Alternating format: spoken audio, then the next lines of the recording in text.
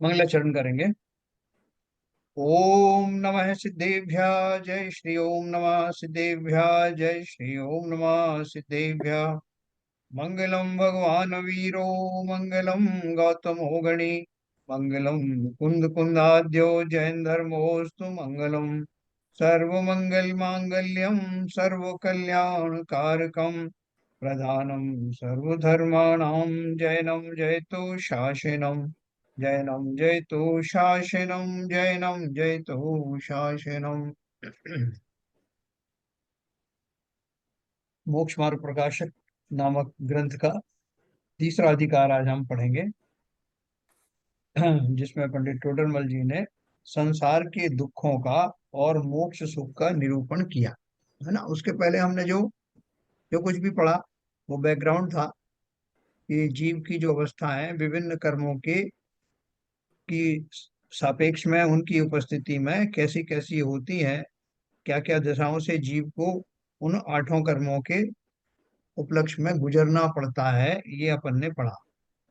इस प्रोसेस में हमने आठों कर्म के नाम जाने, उनके कार्य जाने, उनसे होने वाली अवस्थाओं के बारे में जाना, और ये भी जाना कि हमारे जो समस्त कर्मों में से एक मोहिनी कर्म ही एक ऐसा कर्म है जिसके उदय होने पर नवीन कर्म का बंध होने की संभावनाएं रहती हैं, है ना।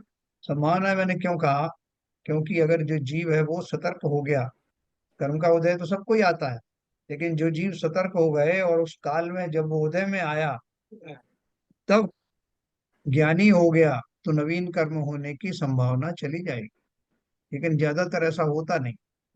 तो इस मोहिनी कर्म के सद्भाव में जीव निरंतर भ्रमित होकर के जैसी वस्तुएं हैं, जैसी वस्तु व्यवस्था है, उसको वैसा ना मानकर उसको अपने हिसाब से परिभाषित करता है, कल्पना करता है, जिसके फलस्वरूप शत्रु और मित्र की कल्पनाएं, इष्ट अनिष्ट की कल्पनाएं, अनुकूल प्रतिकूल की कल्पनाएं इस मोहिनी कर्म के बैकग्राउंड में बने रहने के कारण ही होती हैं। और जिस क्षण जीव उस मोहिनी कर्म से छुटकारा पा जाता है, उस समय उसको वस्तुएं जैसी हैं, व्यक्ति जैसे हैं, घटनाएं जैसी हैं, उनमें बिना किसी जुड़ाव के, बिना किसी लगाव के, बिना किसी को शत्रु मित्रता का टाइटल दे करके हम उन घटनाओं को जैसा है वैसा स्वीकार कर लेते हैं। तो हमारे नवीन कर्म का बंध भी नहीं होता। ये अपन ने विस्तार से पढ़ा। तो ये तीसरा अधिकार जो हमारा कल से शुरू हुआ है, उसमें जो बात चल रही है वो यही है कि संसार दुख, संसार के जो दुख हैं वो क्या है, और वो क्यों प्रकट, क्यों उत्पन्न होते हैं, और उनसे कैसे निकला जाए। ये हमारे बहुत काम की बात है, एक से एक उत्तरोत्तर। क्योंकि इस ग्रंथ का नाम ही मोक्ष मार्ग प्रकाशक है, तो हम मोक्ष मार्ग की तरफ क्यों जाते हैं। तो उसका बैकग्राउंड में अपन ने कल पढ़ा था। मैं थोड़ा सा फिर से वहीं से शुरू करूंगा।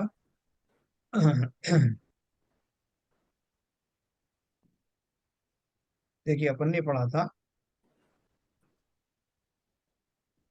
यहाँ से कर्मों की अपेक्षा से, ये वो बोल रहे संसार दुख और उसका मूल कारण। तो अपन ने क्या पढ़ा था, वहां सब दुखों का मूल कारण मिथ्या दर्शन, अज्ञान और असंयम है। जो दर्शन मोह के उदय से हुआ अतत्व श्रद्धान, वह तो मिथ्या दर्शन है। उससे वस्तु स्वरूप की यथार्थ प्रतीति नहीं हो सकती, अन्यथा प्रतीति होती है। जैसी वस्तु है वैसी हमको समझ में आता नहीं। देखो, आज आज भी हम लोगों ने डिस्कस किया था मंदिर में भी, और कल भी अपन ने चर्चा की थी कि बहुत सारी घटनाएं ऐसी होती हैं जिनको हम तत्काल उसमें वैसा भेद नहीं कर पाते कि ये हमारे लिए अच्छी है या बुरी है। जिन घटनाओं को हम बुरा मानते हैं वास्तव में वो कालांतर में अच्छी सिद्ध होती हैं। बहुत सारी घटनाएं आप देखना, जैसे कल मैंने आपको एक छोटा सा संस्मरण सुनाया था कि वो मुझे प्रमोशन नहीं मिला तो मैं दुखी हुआ, और उस दुख के काल में मुझे कुछ ग्रंथों का मिलना हुआ, और वो घटना आगे चल के मेरे लिए इतनी उपयोगी बन जाएगी तब सोचा नहीं था। ऐसे ही वो बाबू जी भी सुना रहे थे, उनका कहीं ट्रांसफर कर दिया था, वो वहां बड़े दुखी हो रहे थे, लेकिन वहां से उनको समय शिखर की यात्रा हुई और बहुत सारे सुखद संस्मरण हुए। वो भूल ही गए थे कि उनको यहाँ पनिशमेंट के लिए भेजा गया है, बल्कि वो सारी घटनाएं ऐसी घटित हुई जैसे उनको पुरस्कार दिया गया। ऐसे संसार की समस्त घटनाएं हम उनको सहज रूप में अगर स्वीकार करें तो हमारा व्यथा का जो दुख सुख का जो प्रसंग है वो समाप्त हो जाएगा। तो इसलिए उन्होंने बोला, जो दर्शन मोह के उदय से हुआ अतत्व श्रद्धान मिथ्या दर्शन है, उससे वस्तु स्वरूप की यथार्थ प्रतीति नहीं हो सकती, अन्यथा प्रतीति होती है। तो वो घटनाएं हमें कहाँ ले जाने वाली हैं हम तत्क्षण नहीं समझ पाते, तथा उस मिथ्या दर्शन ही के निमित्त से क्षयोक्षम रूप ज्ञान है वह अज्ञान हो रहा है। मैं आपको बताया था ना कि सम्यक दर्शन में और मिथ्या दर्शन में, सम्यक ज्ञान में और मिथ्या ज्ञान में क्या फर्क। तो ज्ञान तो जीव को सदा काल ही है, वो क्यों मिथ्या ज्ञान कहा जाता है और कब से वो सम्यक हो जाता है। तो इसकी चर्चा अपन ने की थी कल। जो ज्ञान का व्यापार है, ज्ञान का जो कार्य है वो तो निरंतर चल रहा है, लेकिन एक जब तक वो सही वस्तु को ना जान ले, सही निर्णय ना कर ले कि यही ऐसा ही है, तब तक वो मिथ्या ज्ञान बना रहता है।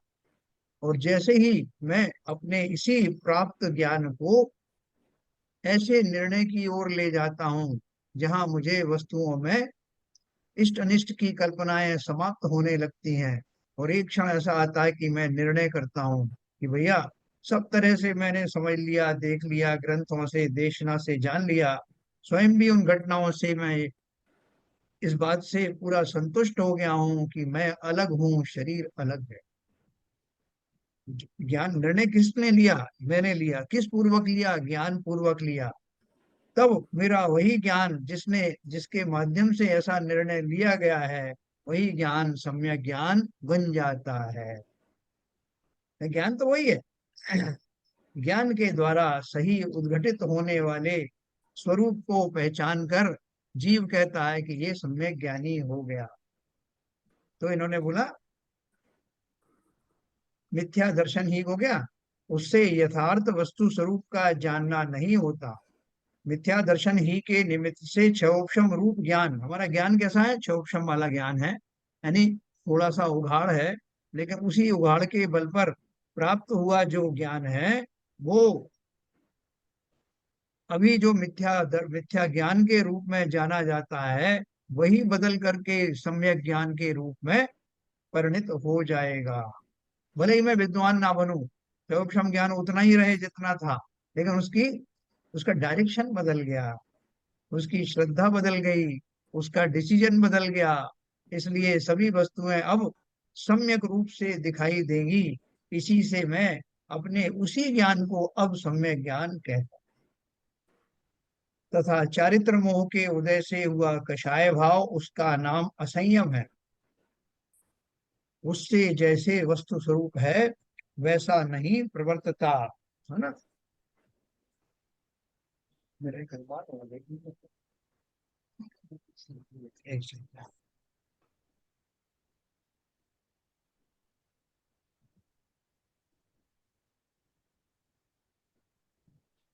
इस प्रकार ये मिथ्या दर्शन आदिक हैं, वे ही सर्व दुखों का मूल कारण है। तो देखो, दर्शन ज्ञान और चारित्र, तीन में क्या भेद हुआ? दर्शन के द्वारा वस्तुओं के प्रति मेरा श्रद्धान खोटा होता है, मेरा विश्वास खोटा होता है। मैं शरीर को शरीर, मैं आत्मा मान लेता हूँ, आत्मा को शरीर मान लेता हूँ, दोनों को मिलाकर जीव द्रव्य मान लेता हूँ। ये सब जो मेरा मान्यता में आया हुआ खोट, ये मिथ्यात्व या मिथ्या दर्शन कहलाता है। और उसके द्वारा जानी गई वस्तुएं, घटनाएं, व्यक्ति अपना स्वरूप को विशेष रूप से अन्यथा जानना, ये मिथ्या ज्ञान की श्रेणी में आता है। और मिथ्या चारित्र क्या हुआ? मैं जैसा मुझे स्वभाव की ओर, मतलब एक बार मैंने ये श्रद्धा मेरी सही हो गई कि मैं शरीर नहीं हूं, तो मेरे आचरण भी वैसे नहीं होंगे ना। मैं शरीर को जो पुष्ट आदि करने की बात सोचता हूँ, इंद्रियों को पोषित करने की बात सोचता हूँ, उनसे सुख की कल्पनाएं करता हूँ, अब नहीं करूंगा, तो मेरे आचरण भी बदलने लगेंगे ना। तो ये चारित्र जो बात है वो आचरणों की बात है, तो मेरे आचरण सुधरने लगेंगे। मैं अगर कोई विधिवत कोई नियम संयम नहीं भी लेता, तब भी कम से कम इन इंद्रिय सुखों में सुख है, आभास सुखाभासों में सुख है, ऐसी मेरी मान्यता चली जाने के कारण अब मैं उनके पीछे पागल नहीं होता। उनको पुष्ट करने का मेरा सारा जो अनुक्रम था, जो मेरा उपक्रम था, वो सब छूट जाता। तो इस तरह से हमने मिथ्या दर्शन ज्ञान चारित्र के बारे में पढ़ा। इस प्रकार ये मिथ्या दर्शनादिक हैं, वे ही सर्व दुखों का मूल कारण है। किस प्रकार हैं सो बतलाते हैं। और डिटेल में अपन ने कल भी पढ़ा। ज्ञानावरण और दर्शनावरण के क्षय उपशम से होने वाला दुख और उससे निवृत्त, है ना। मैंने आपको कल बताया था कि कितने ताज्जुब की बात है कि यहाँ जो टॉपिक लिया गया है वो कहते हैं कि मेरा जो ज्ञानावरण और दर्शनावरण कर्म का जो क्षय हो गया, किंचित क्षय हो गया, किंचित उपशम हो गया, अर्थात उसके फलस्वरूप जितना ज्ञान का उभाड़ प्राप्त हुआ, उससे मुझे दुख होता है। कैसे ताज्जुब की बात है। अपन तो बोलते हैं ज्ञान से तो सुख होता था, तो आप उल्टा बोल रहे हो कि ये ज्ञान जो मुझे मिला है इससे मैं दुखी हो गया। तो किस अपेक्षा से दुखी हो गया उसका वर्णन सुनते हैं। मिथ्या दर्शनादिक से जीव को स्वपर का विवेक नहीं हो सकता। ज्ञान तो है, बहुत सारी चीजें जान रहा हूँ, लेकिन किस रूप में जान रहा हूँ। यही जान रहा हूँ कि मेरे पास शरीर है साहब, मेरी इंद्रियां हैं और मैं पुष्ट करना चाहता हूँ। रात को कितने बजे सोना, कितने बजे सुबह उठना, क्या खाना क्या पीना, कौन से आसन करना, कौन सी एक्सरसाइज करना, बीमार हो जाऊं तो कौन सी दवाइयाँ खाना। हाँ, ये मेरे पुत्र हैं, ये मेरे और संबंधी हैं, ये सब मैं जानता हूँ ना, तो इससे क्या दिक्कत है। तो बोल रहे हैं स्व पर का विवेक इस ज्ञान से नहीं हो सकता। स्वयं एक आत्मा और अनंत पुद्गल परमाणुमय शरीर, एक आत्मा के साथ कितने पुद्गल परमाणु हैं, संपूर्ण शरीर पुद्गलों से, अनंत पुद्गलों से बना हुआ ये स्ट्रक्चर, ये स्कंध, ये आत्मा के साथ भव भव में जाते हैं। इनके संयोग रूप मनुष्यादि पर्याय उत्पन्न होती है, उसी पर्याय को यह स्व मानता है। तथा आत्मा का ज्ञान दर्शनादि स्वभाव है, उसके द्वारा किंचित जानना देखना होता है, और कर्मोपाधि से हुए क्रोधादिक भाव उन रूप परिणाम पाए जाते हैं। क्या बोल रहे हैं। जो मेरी आत्मा का ज्ञान दर्शन स्वभाव है, स्वभाव तो है ही ना, तभी तो मेरे पास ज्ञान है, स्वाभाविक गुण है। उसके द्वारा मैं जो जितना उहाड़ है जानना देखना मेरा उतना उस दायरे में होता रहता है। और कर्मोपाधि से, कर्मों से के उदय आदि से क्रोधादिक भाव उन रूप परिणाम पाए जाते हैं। मैं किसी व्यक्ति को पहचानता हूँ कैसे, अरे उसको जानते हो कैसा, अरे सब बहुत अच्छे से जानता हूँ, मैं भूल नहीं सकता। आज से 10 साल पहले उन्होंने मेरा बड़ा अपमान किया था, मैं कैसे भूलूं उनको। तो किससे जाना मैंने ये बात, मैंने अपने उस जो जितना मेरे पास ज्ञान था उससे जाना। मतिश्रुत ज्ञान आदि जिसके की भेद में स्मृति ज्ञान भी आता है, उससे जाना मैंने। और जाना क्या साहब, तब से मैंने तो गांठ बांध ली है कि इस व्यक्ति से तो बदला लेना। तो ये मैंने कौन से ज्ञान से जाना, इसी क्षयोक्षम ज्ञान से जाना। तो क्षयोक्षम ज्ञान से तो जाना, लेकिन उस ज्ञान में ये जो भेद पड़ा हुआ है, ये शत्रु है, ये मित्र है, उसने मेरे साथ ये किया था, वो उस प्राप्त हुए ज्ञान में होने वाले मिथ्यात्व के कारण मैं उन वस्तुओं को उन रूप में जानता हूँ। अगर मिथ्यात्व नहीं होता तो मैं ही जानता। एक घटना घटित हुई थी साहब, उस घटना में ऐसा ऐसा हुआ था, उससे मेरा कुछ गया नहीं, क्या जाएगा। तो जीव द्रव्य हूँ, मेरा क्या घटित हुआ। तो बोल रहे हैं वहां शरीर का कर्मोपाधि से हुए क्रोधादिक भाव रूप उन रूप परिणाम पाए जाते हैं, तथा शरीर का स्पर्श रस गंध वर्ण स्वभाव है, वह प्रकट है। और स्थूल कृशादिक होना तथा स्पर्शादिक का पलटना इत्यादि अनेक अवस्थाएं होती हैं, इन सबको अपना स्वरूप जानता है। भाई साहब कुछ मोटे हो गए आप। बहुत खुश हो गए, दुबले थे तो मोटे हो गए तो खुश हो गए। और अगर मोटा है तो किसी ने कह दिया आप तो आजकल स्लिम ट्रिम हो रहे हो तो खुश हो गए। किसी ने बोला आज आप बहुत स्मार्ट दिख रहे हो तो खुश हो गए। तो वो क्या बोल रहे हैं कि शरीर का जो स्वभाव है, जो स्वरूप है, उसको, उसमें मोटा पतला होना या मेरा काला गोरा हो जाना, ये सब जो अवस्थाएं हैं उनको अपनी अवस्थाएं मान करके जीव सुखी दुखी होता।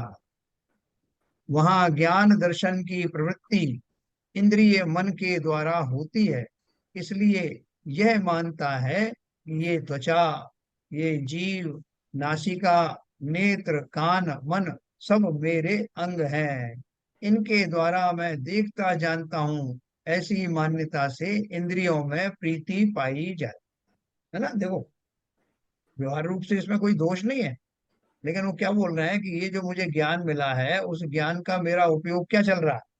इस ज्ञान से मैंने ये जाना कि ये मेरी नासिका है, ये से सुगंध सूंघने के काम आती है। ठीक है। आंखें हैं, ये देखने के काम आती है। मेरी रसना इंद्रिय है, उसका तो कहना ही क्या, वो तो समस्त स्वाद लेने में प्रवीण है। और ये मैं अपने सारे शरीर के अंगोपांग को भली प्रकार जानता हूँ, उनके उपयोगों को जानता हूँ, उनकी सुरक्षा करना मेरा कर्तव्य है ऐसा मानता हूँ, और सारा जीवन उनकी रक्षा में या उनके उपयोग में ही लगा देता। तो ये मैं किससे जानता हूँ ये सब चीजें? मैं अपना जो प्राप्त हुआ ज्ञान है उसकी बराबर जानता हूँ, जो क्षम ज्ञान है। ऐसी मान्यता से, क्योंकि मान्यता मेरी खोटी है इसलिए वो ज्ञान भी खोटे डायरेक्शन में चल रहा है। ऐसी मान्यता से इंद्रियों में प्रीति पाई जाती है। मैं अपने इंद्रियों की, शरीर की रक्षा क्यों करना चाहता हूँ? क्योंकि मुझे पता है कि ये मुझे सुख देने वाली चीजें हैं। इनको भली भांति संभाल कर रखना, इनसे ही तो सुख मिलेगा। तो इस प्रकार से मान्यता के कारण ही मैं इंद्रियों में और शरीर में प्रीति रखता हूँ, अनुराग रखता हूँ। तथा मोह के आवेश से उन इंद्रियों के द्वारा विषय ग्रहण करने की इच्छा होती है, और उन विषयों का ग्रहण होने पर उस इच्छा के मिटने से निराकुल होता है, तब आनंद मानता हूँ। है क्या बोल रहे हैं कि अब साहब जो मुझे जो दिए हैं, सारी इंद्रियां दी हुई हैं, तो जो अपना जिह्वा इंद्री दी है, रसना इंद्री दी हुई है, उससे जो कुछ भी मुझे खाने को मिलता है वो अवश्य खाना चाहिए। तरह तरह की चीजें लोगों ने, व्यंजन बनाए भगवान ने संसार में, तो उनका स्वाद तो लेना ही चाहिए। तो इच्छाएं भी होती हैं और वो बड़े खुश होकर के वो स्वयं को वो परोसता रहता है, आने देता है। और बहुत भूख लगी थी बहुत तेज, तो वो भूख रूपी जो इच्छा थी, भूख रूपी जो अभिलाषा थी, या मेरी जो अर्जेस थी, वो, या भूख रूपी जो दुख था, उसका निवारण किंचित भोजन करने से थोड़े समय तक के लिए मैं बेफिक्र हो जाता। तो उतने काल तक वो इच्छा दब गई, शमन हो गई, उसको मैं आनंद मानता हूँ, उसको सुख मानता हूँ। हाँ, जैसे कोई आदमी है उसको बार बार खांसी उठती है, तो उसको किसी ने बताया कि आप ये गोली खा लिया करो जब खांसी आए तो वो गोली खा लेता है और उसको फायदा हो जाता है। लेकिन थोड़ी देर बाद फिर उठ जाती तो फिर गोली खाता है। जितनी बार वो उठता है उसका शमन करने के लिए वो खा लेता है और बहुत खुश होता है, वाह साहब क्या दवाई बताई उन्होंने, खाते ही खांसी चली जाती है। लेकिन बार बार क्यों उठ रही है? अब बार बार तो साहब उठती रहती, वो अलग बात है, लेकिन औषधि से कम से कम उसका निवारण हो गया। ऐसे ही जो संसार में होने वाली भोगावी लाशाएं हैं, उन सब में थोड़े समय के लिए उन भोगों को प्राप्त करके जीव मानता है कि मैं अब उन इच्छाओं से रहित हो गया हूँ, भले भले ही थोड़े से समय के लिए। और थोड़े समय के बाद फिर वो इच्छाएं खड़ी हो जाती। बोले साहब अभी आप कहाँ कहाँ गए थे? बोले साहब मैं श्रीलंका गया था। बोले श्रीलंका गए थे, तो हम तो मलेशिया हो के आए। बोले अच्छा साहब, तो अब की बार मलेशिया जाऊंगा। और आपने वो फला फला डिश चखी कि नहीं साहब? नहीं साहब वो तो नहीं चखी, ये चखा है। तो अब वो बदल बदल के किया करो साहब। ऐसा मेरा जो इंद्रियों का हर प्रकार से नई नई वस्तुओं का ग्रहण करना, भोग करना, ये मेरे स्वभाव का अंग बन गया। उसमें मैं आनंद मानता हूँ। मुझे मालूम नहीं कि इंद्रियों में होने वाले उस आनंद की कल्पना मात्र से मैं कितने खोटे कर्मों का बंद करूं। बोले साहब आप तो हर चीज में आपको कर्म ही दिखाई देते हैं, कर्म बंद कर रहे हैं, हो रहे हैं तो होने दो, इसमें आनंद भी तो आता है ना। हम आए मनुष्य भाव में आए तो आप आनंद भी नहीं करने देना चाहते। तो मनुष्य भाव किस लिए मिला है, समझो जिससे ये व्यर्थ ना हो।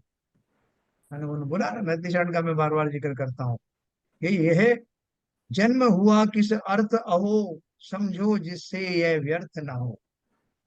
कुछ तो उपकार करो करो मन का, नर हो न निराश करो मन को, ऐसा करके एक कविता है ना।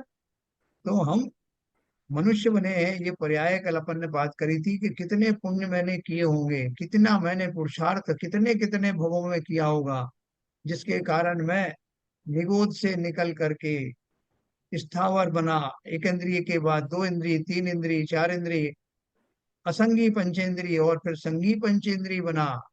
संगी पंचेंद्रिय में भी उच्च कुल में उत्पन्न हुआ, जिनवाणी का समागम हुआ, जिनवाणी सुनने की रुचि उत्पन्न हुई, समझने की बुद्धि उत्पन्न हुई।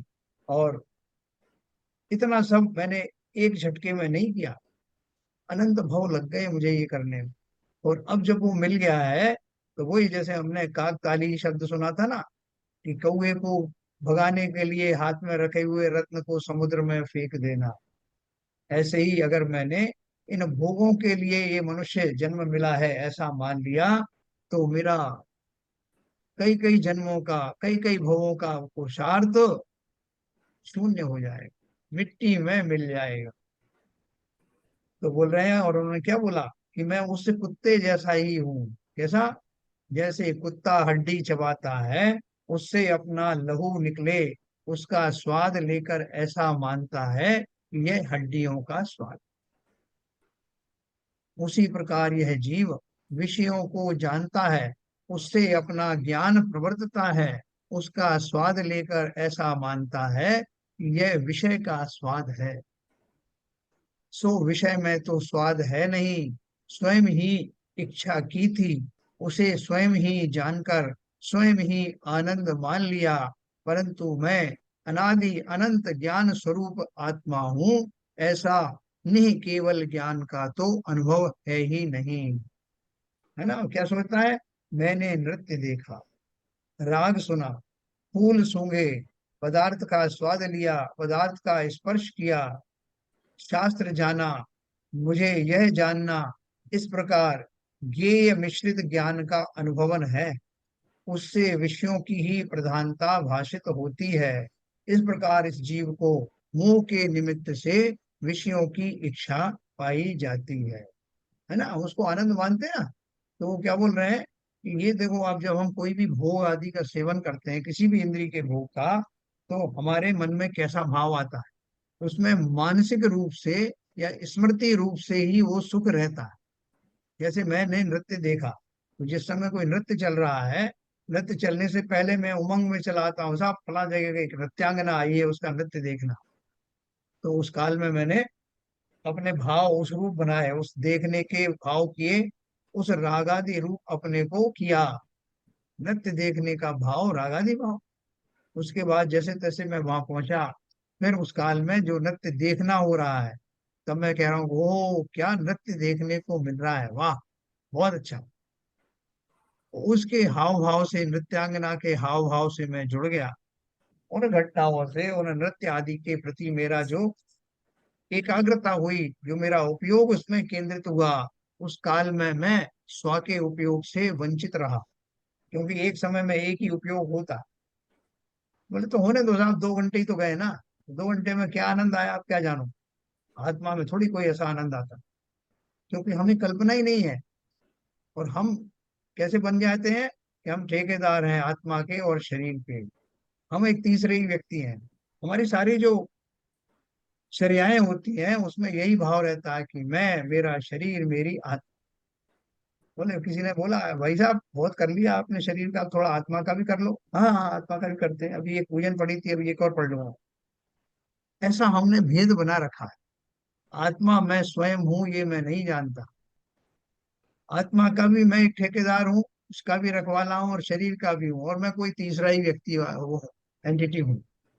तो देखो, अब भोग भोगते समय जो कैसे कर्म बंद करता है जीव, और कैसे उसको आनंद आता है। मैंने नृत्य देखा, देख रहा था जब, तो देख ही रहा हूँ, देख चुका जब भी, भाई साहब मैंने आज एक फला फला नृत्यांगना का नृत्य देखा, वाह क्या था, गजब आनंद आ गया। जब चलने गया था, जाने कि देखने गया था तब कर्म बांधे, जब देखा तब बांधे, देख कर आ गया हूं तब भी मैं, उनकी स्मृति में लाते लाते, स्मरण करते हुए फिर से नवीन कर्म का बंध करता हूं। और मैंने ऐसे आइकन बना रखे हैं छोटे छोटे अपने अंदर, जैसे कंप्यूटर पर बना देते हैं, उसको क्लिक करते ही वो दृश्य आ जाता। तो ऐसे ही मैं क्लिक करता अपना जो आइकन बनाया हुआ है कि मैं फलानी तारीख को इस जगह पे गया था, वहाँ क्या मैंने बढ़िया दृश्य देखा, क्या मैंने अच्छा नृत्य देखा, वो सब मेमोरी में मैंने फीड कर रखा है। जब जब उन भोगों को याद करता हूँ मुझे वही आनंद प्राप्त होता है, ऐसा मैं मानता हूँ। लेकिन वास्तव में उस काल में जो कर्म बंद किए थे, वो हर बार जब मैं उस आइकन पर क्लिक करता हूँ, यानी उन भूतकाल में की हुई घटनाओं का स्मरण करता हूँ, तो मेरे वही कर्म पुनः बंधने लगते हैं। मैं इस मैकेनिज्म को नहीं जानता। तभी तो कहते हैं भोगे जो भोग पहले, उनका ना होवे सुमरन। ये कौन बोलता है? मृत्यु शैया पर पड़ा हुआ वो साधक, जो समाधि मरण पूर्वक अपनी देह विसर्जन करना चाहता है ना। अपन पढ़ते हैं ना समाधि मरण में और वैराग्य भावना, वो ऐसा चिंतन करता है कि भोगे जो भोग पूरब, उनका ना होवे सुमरन, है ना। क्योंकि उनको सुमरन करूंगा तो उस काल में तो जो बांधे थे बांधे ही थे, जब जब मैं स्मरण करता हूँ फिर से बंद होता। किसी शत्रु ने, जिसे मैं आज शत्रु मानता हूँ, उसके द्वारा कोई घटना घटित हुई, उसने उससे मेरा उनके माध्यम से उनके निमित्त से कुछ अनुपकार हुआ, तो मैं याद करता हूँ, भाई साहब याद मत दिलाना, उनकी तो बात ही क्या है, उन्होंने मुझे कितना सताया। और वो जो दिल्ली शहर है, दिल्ली शहर में तो मेरा बहुत बुरे बुरे एक्सपीरियंस है। ये सब कहाँ से प्रकट हो रहा है? मैंने अपना उस प्राप्त किए हुए क्षयोक्षम ज्ञान में जो मेमोरीज थी, स्वीट मेमोरी या बैड मेमोरीज, उनको याद कर करके कर्मों का ही बंद किया। इसलिए उन्होंने कहा, आगे भी वो कहने वाले हैं, कि वो जो क्षोक्षम ज्ञान मिला है, जब तक सम्यक नहीं होता तब तक वो उसके कारण में और कर्म बांधता रहे। और कैसे हम चिंतन करते हैं, मैंने नृत्य देखा, मैंने राग सुना, फूल सूंघे, पदार्थ का स्वाद लिया, मुझे यह जानना, इस प्रकार ये मिश्रित ज्ञान का अनुभवन है, उससे विषयों की ही प्रधानता भाषित होती है। इस प्रकार इस जीव को मोह के निमित्त से विषयों की इच्छा पाई जाती है ना। हम वो सारे दृश्य याद रखते ना। तो किसी ने कह दिया तो हमको, अरे साहब ये क्या देखा आपने, भारत के बाहर देखो आप क्या क्या चीजें हैं देखने लायक। और साहब देखना तो चाहता हूँ, लेकिन थोड़ा सा जरा धन वगैरह मिल जाए, इसके लिए तो कमा रहा हूँ साहब, ये इनके इन प्रकार इनके एक बार आ जाए तो जरा फॉरेन में सुना है बहुत अच्छे अच्छे नृत्य होते हैं, वहां देख के आता हूँ। तो ये हमारी अभिलाषाएं हैं, आकांक्षाएं हैं।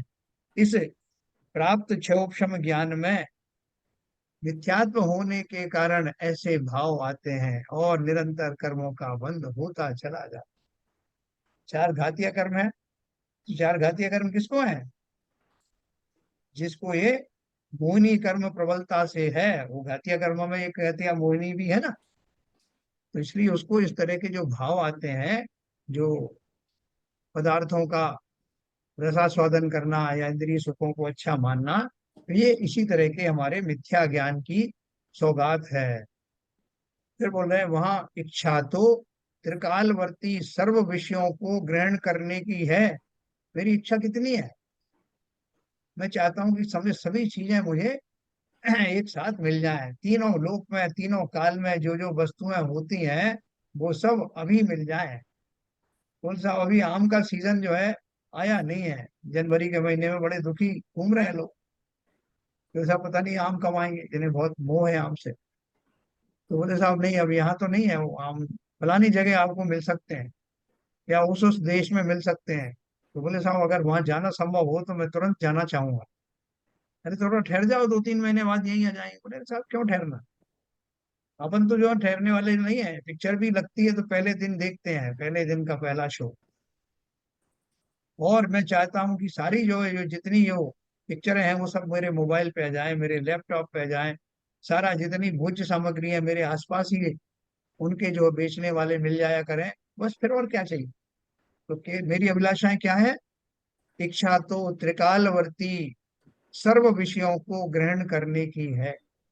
मैं सर्व का स्पर्श करूं, सर्व का स्वाद लूं, सर्व को सूंघूं, सर्व को देखूं, सुनूं, जानूं। इच्छा तो इतनी है, परंतु शक्ति इतनी नहीं है। शक्ति इतनी ही है कि इंद्रियों के सम्मुख आने वाले वर्तमान स्पर्श, रस, गंध, वर्ण, शब्द, उनमें से किसी को किंचित मात्र ग्रहण करे। शक्ति कितनी है कि जो बिल्कुल सामने ही आ गई चीज, थाली परोस के आ गई, उसमें भी सबका स्वाद ले नहीं पाता। किसी को डायबिटीज की बीमारी, किसी को बहुत इंडाइजेशन की प्रॉब्लम है, किसी के दांतों में दिक्कत हो रही है, किसी के हाथों में दिक्कत हो रही है। तो बोल रहे हैं सब कुछ ठीक रहे, तब भी जो प्राप्त सामग्री है उसमें से भी किंचित का ही मैं ग्रहण कर पाता हूँ। और लेकिन इच्छा ऐसी है कि तीन लोग की सामग्री मिल जाए तो सबका स्वाद एक साथ ले डाल। वो तो केवल ज्ञान में के बारे में अपन जो पढ़ते हैं ना, कि केवल ज्ञानी तीनों काल की समस्त घटनाओं को युगपत जानता है। अगर वो हम सोचते हैं युगपत जानने से क्या होगा, युगपत खाने की बात तो आपने की नहीं, कि केवल ज्ञानी तीनों काल के, तीनों लोकों के जो जो उत्तम जो पदार्थ हैं उन सबको एक साथ खा पाता है, तब हुई कोई बात। बोले केवल ज्ञान में ये और क्यों नहीं डाल दिया आप? तो उसने केवल ज्ञान का स्वरूप ही नहीं समझा। उसने समझा ही नहीं कि मोह के बिना, मोह के समाप्त होने के बाद ही केवल ज्ञान की उत्पत्ति होती है। मोही को केवल ज्ञान होता नहीं। तो हम तुम्हारे साथ तो ये अगर कीमत आपने बताई केवल ज्ञान की, तो क्या रखा है केवल ज्ञान? तो केवल ज्ञान में नहीं रखा, तो तुम्हारा जो सूक्ष्म ज्ञान है उससे भी कितना स्वाद ले पा रहे हो। और स्वाद लेकर के ये कल्पना कर रहे हो कि मैंने स्वाद लिया। स्वाद तो शरीर के माध्यम से होने वाला वो अमुक अमुक रस का ज्ञान मैं उसको ही भोगना कहता हूँ। उसका स्वाद ना तो शरीर ने लिया, क्योंकि शरीर जड़ है, ना जीव ने लिया, क्योंकि जीव पर द्रव्य का स्वाद कैसे ले। है ना? ये बार बार प्रश्न आता है कि भोजन किया जीव ने खाया या शरीर ने खाया, क्योंकि भोजन गया तो गया कहाँ है। अपन ये लास्ट में इस प्रश्न के ऊपर में प्रसिद्ध प्रश्न है, इसके बारे में अपन डिस्कस करेंगे। तो अभी देखो बात क्या कर रहे हैं। ये शक्ति बस इतनी ही है कि इंद्रियों के सम्मुख आने वाले वर्तमान स्पर्श, रस, गंध, वर्ण, शब्द, उनमें से किसी को किंचित मात्र ग्रहण करे तथा स्मरण आदि से मन द्वारा किंचित जाने, सो भी बाह्य अनेक कारण मिलने पर सिद्ध हो। है ना? इसलिए इच्छा कभी पूर्ण नहीं होती। ऐसी इच्छा तो केवल ज्ञान होने पर संपूर्ण हो। बोले आपने बताया ना अभी, केवल ज्ञान होने पर सारी इच्छा समाप्त, इच्छाओं की पूर्ति हो जाती है। केवल ज्ञानी अपना स्वाद लेते होंगे कि वो कोटा की कचौरी कैसी होती है और फलाने जगह के जो है मालपुए कैसे होते हैं, वो केवल ज्ञानी को पता होता होगा साहब। हाँ, आपने ये अच्छा एक कारण बता दिया केवल ज्ञान प्राप्त करने के लिए। अब मैं थोड़ा सोचूंगा इस बारे में। क्या इन्होंने क्या बोला कि केवल ज्ञान होने पर इस तरह की जो दुर्वासनाएं होती हैं, गलत खोटा चिंतन होता है, आत्मा इन सब का किसी तरह से कोई स्वाद लेता नहीं, खाली भ्रांतियां हैं। क्योंकि मैं चैतन्य हूँ, इसलिए शरीर में से होकर गुजरने वाली हर वस्तुओं का ज्ञान मुझे होता है, ये स्वाभाविक है। लेकिन मैंने उनका भोग नहीं किया, मैंने खाली जाना। तो ऐसा जो हमारा जो चिंतन है वो वर्तमान क्षयोक्षम ज्ञान के कारण हो रहा है, जो अभी मिथ्या बना हुआ है। क्षयोक्षम रूप इंद्रियों से तो इच्छा पूर्ण होती नहीं है ना? अपन क्या क्या चर्चा कर रहे हैं अपन, कि वर्तमान जो क्षयोक्षम ज्ञान है उससे, उसके मिलने से मुझे क्या क्या नुकसान हो रहा। इसका ये अर्थ नहीं कि मुझे वो ज्ञान नहीं चाहिए, मैं उस ज्ञान का क्या दुरुपयोग कर रहा हूँ, ये बात की जा रही। क्षयोक्षम रूप इंद्रियों से तो इच्छा पूर्ण होती नहीं है, इसलिए मोह के निमित्त से इंद्रियों को अपने अपने विषय ग्रहण करने की निरंतर इच्छा होती ही रहती है। उससे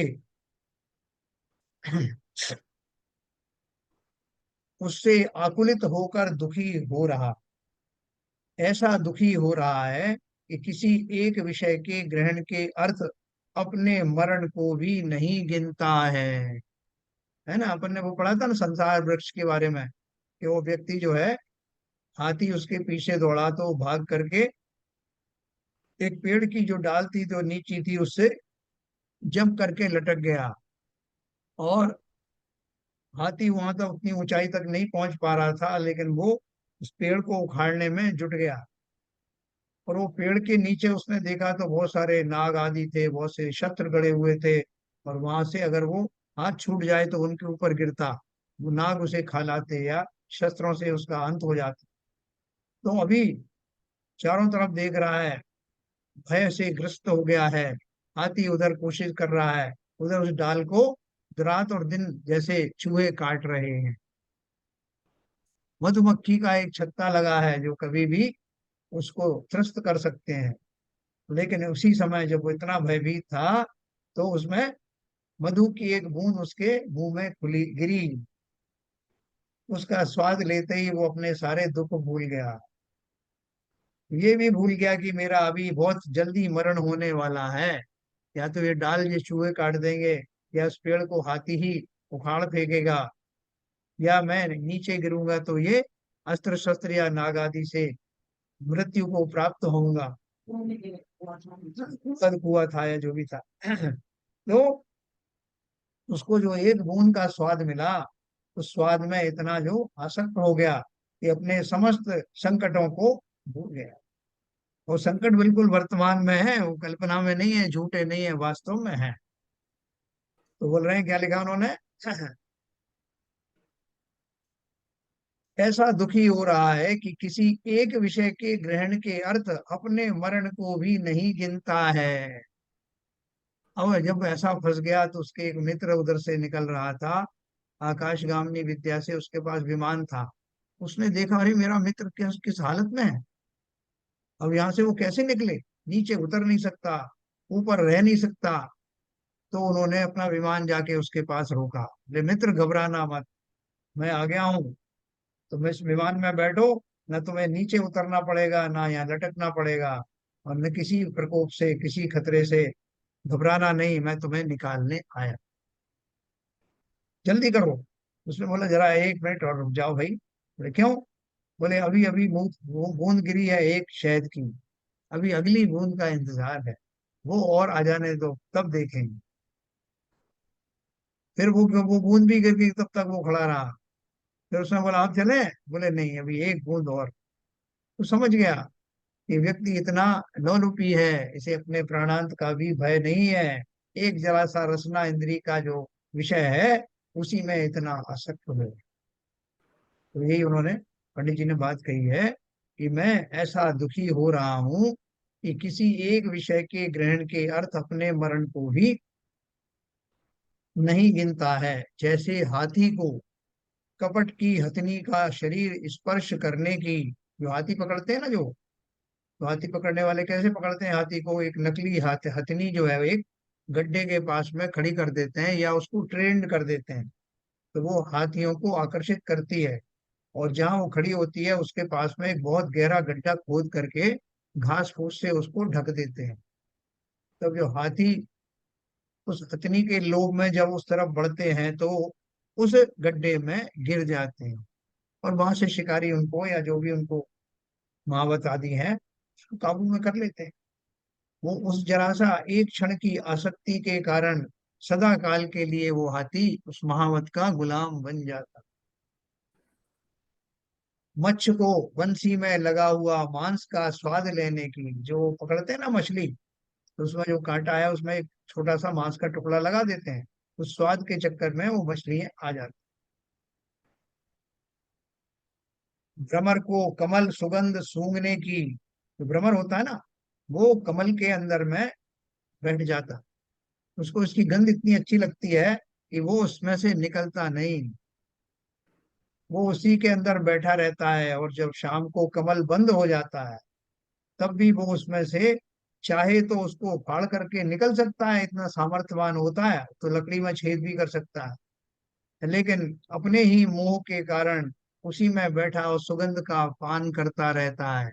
उसे इस बात का भी भान नहीं कि मैं बंद हो चुका हूँ, ये कमल बंद हो गया है, और अब जब खुलेगा तब तक मेरा प्राणांत होगा। वो किसके लोभ में? उस गंध के लोभ में वो भ्रमर मारा गया।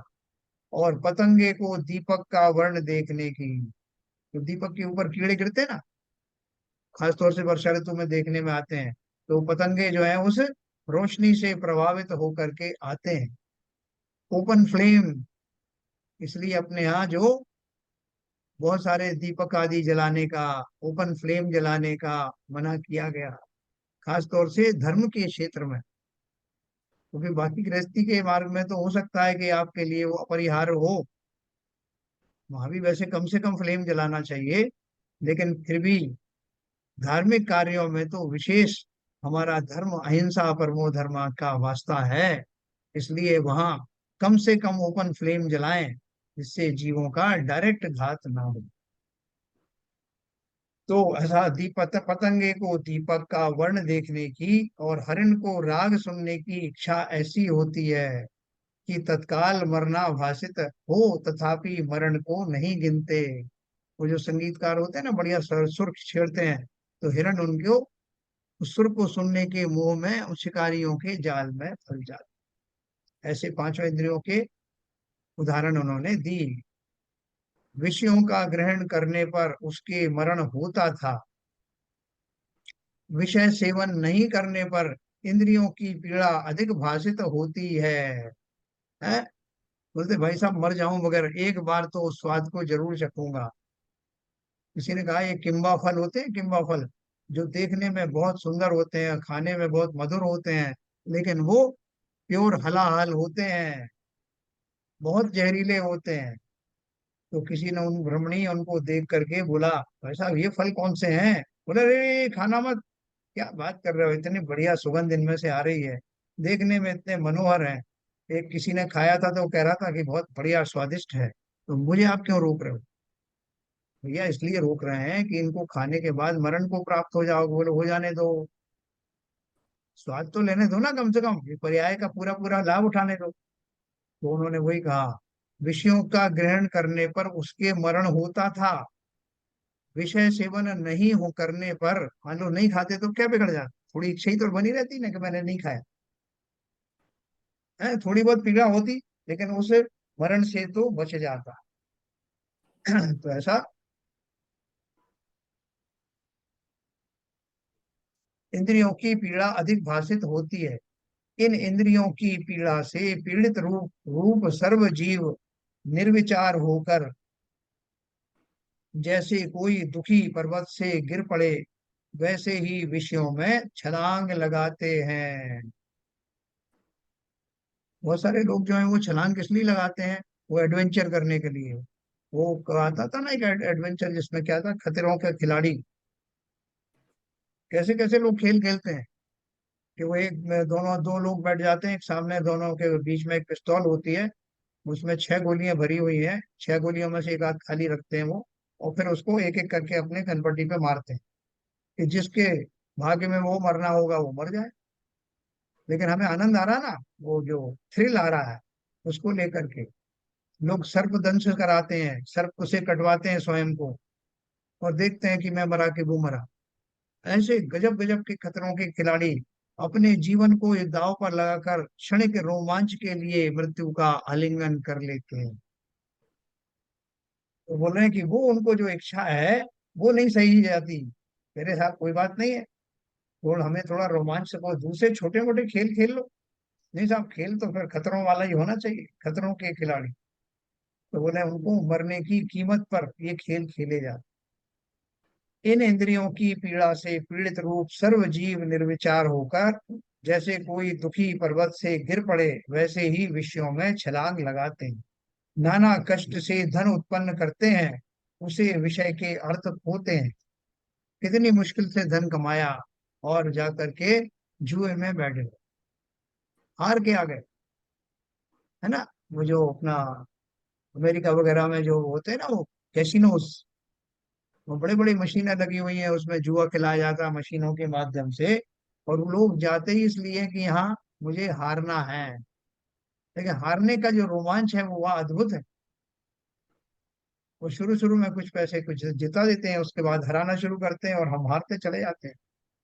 और अच्छे अच्छे लोग हार कर आते हैं फिर भी उत्सव मनाते हैं कि मैं साहब आज कैसीनो में गया था। बोले साहब कितने खोए आप? "वो इतने करोड़ रुपए, इतने करोड़ डॉलर।" इस बात की भी खुशी, कैसे कमाए थे, कितनी मेहनत से कमाए थे, उसको कमाने का जो भाव था वो आ इसलिए रहा था कि मैं कमाऊंगा इतना, फिर कैसीनो में जा करके उनको उड़ा दूं। तो नाना कष्ट से धन उत्पन्न करते हैं, उसे विषय के अर्थ खोते हैं, तथा विषयों के अर्थ जहाँ मरण होना जानते हैं वहां भी चले जाते। नरक आदि के कारण जो हिंसादिक कार्य उन्हें करते हैं, तथा क्रोधादि कषायों को उत्पन्न करते हैं। किसी को बहुत क्रोध कषाय उत्पन्न हुई हो, उस काल में उसको टोकने की जरूरत नहीं। टोको तो बहुत सोच समझ करके टोकना है। जैसे कई बार कोई जीव जो है आपके बाथरूम में, आपके टॉयलेट में फंस जाता है, और हम उसे निकालने की चेष्टा करते हैं, और थोड़ी सी असावधानी से वो और गहरा उसमें चला जाता है, पानी में चला जाता। तो हम बहुत सावधानी से करते हैं कि ऐसा नहीं कि बचाने की जगह हमारा उपक्रम जो है उसको मरण को प्राप्त करा दे। ठीक उसी प्रकार से जो क्रोधादि कषाय में बहुत ज्यादा लिप्त हैं, उनको समझाने का जब भाव आए तो इस तरह से समझाना कि उनकी कषाय और ज्यादा ना बढ़ जाए। कि आपने कहा कि अरे तुम इतना क्रोध कर रहे हो, तुमको मालूम है इस क्रोध से तुम नरक चले जाओगे। तो अब कषाय तो बड़ी हुई थी जबरदस्त, उस समय किसी की सुनना ही नहीं था। उस व्यक्ति ने क्या बोला, हाँ हाँ ठीक है ठीक है, चले जाएंगे नरक, तुम्हें क्या करना, हम तो आए ही यहाँ इसलिए कि हमें नरक जाना।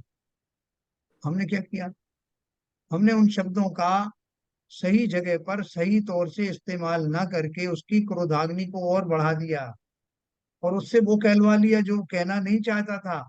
लेकिन उस काल में कहे गए उसके वैसे वचन अवश्य ही अंकित हो गए। बाद में उसको पछतावा हो या ना हो, तो जब किसी को समझाओ भी तो समझाने के लिए भी बहुत टेक्निक चाहिए। कि पहले उसके क्रोध को शमन करने का यत्न करना, फिर धीरे से अपना उपदेश देना। उस टाइम में उपदेश देना कार्यकारी नहीं। ठीक है, तो आगे बात कर रहे हैं। नरकादिक के कारण जो हिंसादिक कार्य उन्हें करते हैं तथा क्रोधादि कषायों को उत्पन्न करते हैं, वे करें क्या? है थोड़ा सा और है, वे करें क्या? इंद्रियों की पीड़ा सही नहीं जाती, इसलिए अन्य विचार कुछ आता नहीं। इसी पीड़ा से पीड़ित हुए इंद्रादिक हैं, वे भी विषयों में अति आसक्त हो रहे हैं। जो देवादि हैं वो भी सुखी हैं क्या? बोले साहब सुखी है, उनको क्या दुख है? जो वो चाहते हैं वो भोग मिल जाते हैं। तो भोग भोगने की आकुलता है कि नहीं? मतलब आकुलता तो है, लेकिन वो पूर्ति तो हो जाती है ना, हमारी तरह मारा मारी नहीं करनी पड़ती। भले ही नहीं करनी पड़ती, उन्हें भी वो सहज में मिलता है। लेकिन उनको उसको प्राप्त करने की जो आकुलताएं होती हैं, वो आकुलता भी आकुलताएं दुख का कारण ही मानी जाती है, और अल्टीमेटली कर्म बंध का कारण भी बनती। हाँ, तो एक बोला, एक प्रश्न शंका है तो। हाँ बोलिए। तो जैसे लिखा कि इंद्रियों की पीड़ा सही नहीं जाती। जी। इंद्रियों के पीछे जो आत्म प्रदेश है वही है, वही पीड़ा अनुभव करते हैं। इंद्रियों का तो इसमें कुछ रोल है नहीं।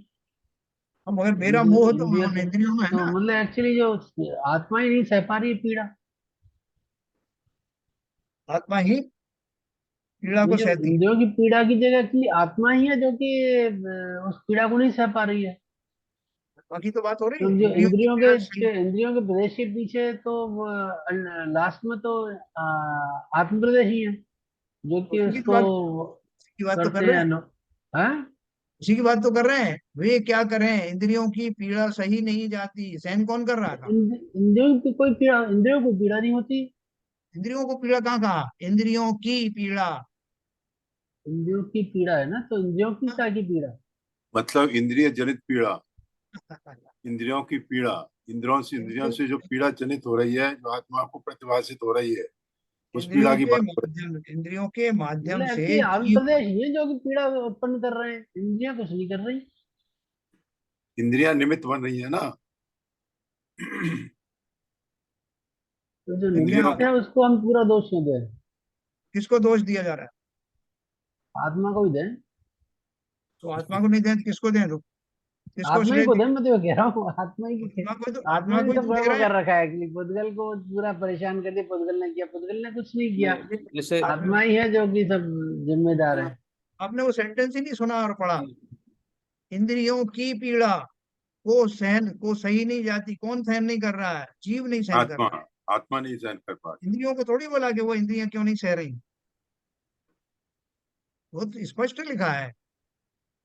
वे करें क्या? इंद्रियों की किनके लिए पीड़ा कह से रहे हैं? क्या मतलब हुआ? सर एस के जन साहब, जी। इंद्रियों की पीड़ा मतलब इंद्रिय जनित पीड़ा, इंद्रियां इसमें निमित्त हाँ। बन रही है। यस। इंद्रियों को कोई पीड़ा थोड़ी हो रही है। जो जो इंद्रियों हमेशा के अर्ज लगी रहती है उसको पीड़ा में ही गिनते हैं।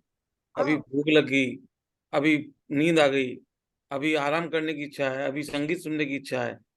और अभी ये एक तरीके से जो अर्ज एक के बाद एक अर्ज लगी रहती है वो पीड़ा में ही गिनती आती है, क्योंकि उसके बगैर आपको व्यथित हो जाते हो आप। आपका मन नहीं लगा, आपको छटपटाहट होती है। खाना खा लिया, पहले तो खाने की लग रही थी, खाना खा लिया, खाना खा लिया, पेट भर गया, फिर लगता है कहीं जगह मिल जाए और मैं लेट जाऊं, सो जाऊं। तो ये जो कुछ ना कुछ चलता रहता है, ये जो इंद्रिय जनित जो है वो पीड़ा ही है।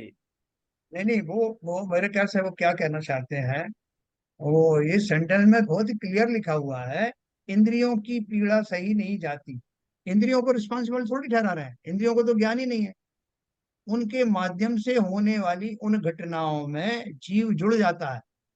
जैसे आपके शरीर में कहीं खून निकल आया है तो शरीर को क्या फर्क पड़ेगा? शरीर को थोड़ी मालूम है कि खून निकल रहा है या क्या हो रहा है। हम जानते हैं। हम उसको अच्छा या बुरा जानते हैं, इसलिए हम दुखी सुखी होते हैं। हमारा सर्जन जो है ऑपरेशन करता है और एक दूसरा आदमी एक चाकू भोंकने वाला है। शरीर की दशा दोनों ने ही छत विक्षत की। लेकिन मैं अपनी मान्यता से एक को अच्छा और एक को बुरा मानता हूँ। तो वो शरीर ने थोड़ी कोई शिकायत करी कि देखो साहब ये सर्जन भी काट रहा है और वो चाकू वाले बाज ने भी मारा मुझे। हम अपने ज्ञान से मानते हैं कि ये मेरे शरीर के लिए सर्जन अच्छा कर रहा है और जिसने चाकू मारा वो गलत कर रहा है। तो शरीर में होने वाली घटनाएं या इंद्रियों में होने वाली घटनाओं में अच्छे बुरे की कल्पना मैं ही करता हूँ, आत्मा ही करता है। और आत्मा क्यों करता है कि वो उनमें अत्यंत मोहित होने के कारण अपनी इच्छाओं को उनके दांव पर भी प्राप्त करना चाहता है। ललित जी, ये इंद्रियों जनित पीड़ा है, इंद्रियों की पीड़ा नहीं है जी उसमें। ठीक है, ठीक है। हाँ। वे करें क्या? इंद्रियों की पीड़ा सही नहीं जाती, इसलिए अन्य विचार कुछ आता नहीं। इस पीड़ा से पीड़ित हुए इंद्रादिक हैं, वे भी विषयों में अति आसक्त हो रहे हैं। जैसे खाज रोग से पीड़ित हुआ पुरुष आसक्त होकर खुजाता है। पीड़ा ना हो तो किस लिए खुजाए? अरे खाज खुजाए हो तो मीठी लागे, फिर तन अति दुख पावे। है अपने को ऐसी जगह पीठ पीठ में कहीं अपने खुजली हो रही है तो अपन से अपना हाथ नहीं पहुंच रहा, लेकिन मन आ रहा है कि इसको खूब अच्छी तरह से खुजलाया जाए। तो किसी से कहा कि भैया तेरे पास नाखून है अगर अच्छे तो जरा खींच करके इसको खरोंच दे पूरा। बोले अरे साहब क्या करोगे? खून निकल आया, वो निकल जाने दे, तुझे कोई मतलब नहीं। मुझे इतनी जोर की कुछ नहीं हो रही, बस मुझे तो मन ये हो रहा है कि कोई अच्छे से इनको नाखून से रगड़ दे। खूना खून हो जाऊंगा तो भी कोई हर्ज नहीं। तो वो क्षणिक जो मेरी जो आकुलता है उसकी खातिर जो बड़ा नुकसान भी होने वाला है उसकी मैं परवाह नहीं करता। वो यही कह रहे हैं कि मेरा जो ज्ञान है क्षयोक्षम ज्ञान है वो उन क्षणिक आनंद की प्राप्ति के लिए दीर्घकालीन नुकसान भी अगर हो रहा है, मेरे मरण को भी प्राप्त हो रहा हूं, तब भी मैं उसको ज्यादा तरजीह नहीं देता। मतलब इस हद तक मैं उन इंद्रियों का और शरीर का गुलाम हूं कि मेरा विवेक समाप्त हो जाता है कि कौन सा फायदे का सौदा है, कौन सा घाटे का सौदा है। कि भाई साहब भूख बहुत जोर से लग रही है तो क्या करूं? बोले यहाँ तो कुछ खाने के लिए नहीं। बोले ये है ना फल, आपने बताया था ना एक किम्बा फल रखे हैं, भैया इनको मत खाना, इनमें अंदर जहर होता है। बोले होने दो, आप तो कुछ ना कुछ टोकते रहते हो, वहां भी मैंने कुछ खाने के लिए उठाया था तो आपने बोला था ये नुकसानदायक है। वो मिट्टी खा रहा था, वो खाने नहीं दिया आपने, अभी फल खा रहा हूँ तो ये भी नहीं खाने दे रहे, अब तो मैं खाऊंगा ही। तो वो जो मेरे जो क्षणिक भूख थी, उसने बोला कि तुमको आधा किलोमीटर चलना पड़ेगा, वहां भोजन की प्राप्ति हो जाएगी। बोले नहीं नहीं, मुझे आधा आधा किलोमीटर नहीं है, अब मुझसे सहन नहीं होता, मैं तो यही फल खाऊंगा, भले ही मरण को क्यों ना प्राप्त हो जाए। तो किसकी दोष है ये? मेरा उस खोटे ज्ञान का दोष है, जो मुझे इस बात को की तरफ आकृष्ट कर रही है कि किन प्रकार भूख शांत करना चाहिए। मेरा ज्ञान सम्यक नहीं होने के कारण उस भूख को उस विधि से शांत करने में नुकसान ही नुकसान। तो कहने का अर्थ क्या हुआ? पांचों इंद्रियों के भोगों के को भोग करके आनंद मानने वाला मैं अपने दीर्घकालिक हानि को पहचान नहीं पा रहा हूं। इसीलिए, क्योंकि मेरा ज्ञान भले ही क्षोक्षम ज्ञान है जितना भी है, लेकिन मिथ्यात्व वाला ज्ञान है, घोर मिथ्यात्व वाला ज्ञान है। इसलिए इंद्रियों के माध्यम से पाए गए विषयों में मैं रुचिवान बना हुआ हूं। है ना, ये वो इतना कहना चाहते हैं, बोल रहे हैं पुरुष आसक्त होकर खुजाता है, पीड़ा ना हो तो किस लिए खुजाए। उसी प्रकार इंद्रिय रोग से पीड़ित हुए इंद्रादिक आसक्त होकर विषय सेवन करते हैं, पीड़ा ना हो तो किस लिए विषय सेवन करें, उनको भी आकुलता है। इस प्रकार ज्ञानावरण दर्शनावरण के क्षयोपशम से हुआ इंद्रिय जनित ज्ञान है, वह मिथ्या दर्शनादि के निमित्त से इच्छा सहित होकर दुख का कारण हुआ है। तो उन्होंने क्या सिद्ध किया इससे, जो पहले दिया था कि ये जो क्षयोपशम ज्ञान है, उससे जो मेरी इच्छाएं उत्पन्न होती हैं वो दुख का ही कारण है। अब देखो, एक जाते जाते एक बात और आपको बताऊं, बहुत सारे लोग जो है इस क्षय उपशम ज्ञान को इस तरह से लेते हैं। वो कहते हैं भाई साहब, ये ज्ञान ही वास्तव में दुख का कारण है, अगर ये ज्ञान नहीं होता तो हम सुखी हो जाते। है ना? पंडित जी ने वो बात कही लेकिन दूसरे ढंग से कही। लोग क्या बोलते हैं कि सबसे बढ़िया जीव हमने देखा वो है गधा। बोले कैसे? बोले उस पर कितना बोझ लाद दो, उतार दो, कुछ भी कर लो, उसको कुछ फर्क नहीं पड़ता, उसको कोई ज्ञान ही नहीं इन सब चीजों का, और मस्त रहता है वो। तो बोले आप गधा बनना चाहते हो क्या? वो कहे या ना कहे, उसकी अंदर में ऐसी ही अभिलाषा है कि मैं ऐसा ज्ञान शून्य हो जाऊं कि जहां मुझे अच्छे बुरे की कोई भाव ही ना आए। आपको ऐसे लोग मिल जाएंगे कहते हुए। तो ज्ञान का क्षोभक्षम को का अर्थ ये नहीं कि वो ज्ञान होना ही नहीं चाहिए, क्योंकि वही ज्ञान तो सम्यक ज्ञान बनने वाला है। यहाँ तो उन्होंने पंडित जी ने ये बताने की कोशिश की कि जब तक वो सम्यक नहीं बनता, तब तक मैं उस ज्ञान के द्वारा प्राप्त भोग आदि सामग्रियों को पा करके बिना बात के आकुल व्याकुल होता रहता हूँ। और सम्यक होते ही मेरी विचारधारा बदल जाती है और उस ज्ञान का सदुपयोग होने लगता है। मैं समझ जाता हूँ कि इंद्रिय जन्य विषयों का सुख वास्तव में सुख नहीं है। सुख तो उन समस्त आसक्तियों से निकलने में, इच्छाओं से रहित होने में, अपने स्वभाव का, अपने स्वरूप का आनंद लेने में ही है। और जिस समय मुझे ये बात समझ में आएगी, उस क्षण से मेरा मोक्ष मार्ग प्रारंभ हो जाए। ठीक है सर? तो इस तरह से हमने इस ध्यान की छह ऑप्शन की बात करी। तो मुझे लगता नहीं है किसी को कोई शंका होगी इसमें। हाँ, क्या सीविजन साहब ठीक है सर?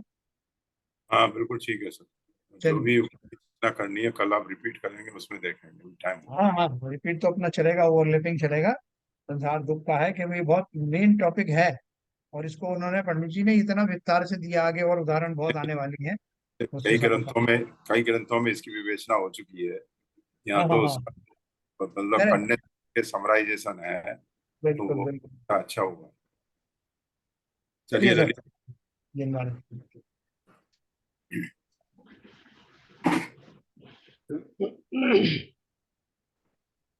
मिथ्यातम नाश वेको ज्ञान के प्रकाश वेको आप पर भास वेको भानु शिव खानी है।